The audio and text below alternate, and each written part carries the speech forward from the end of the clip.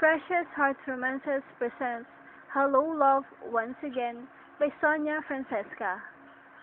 Posible kayang hindi nawala ang damdamin niya para dito kahit ilang taon nang lumipas? Saka lang uli naalala niyon na nagmamahal pa rin pala siya rito.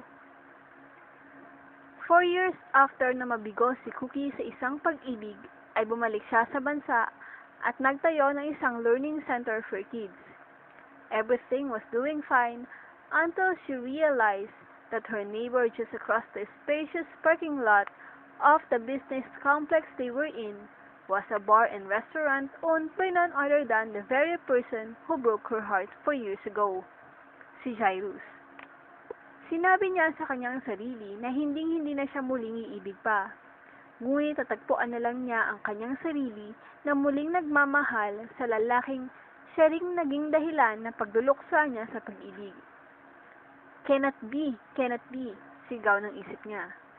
Ang kaso, makinig naman kaya ang kanyang puso.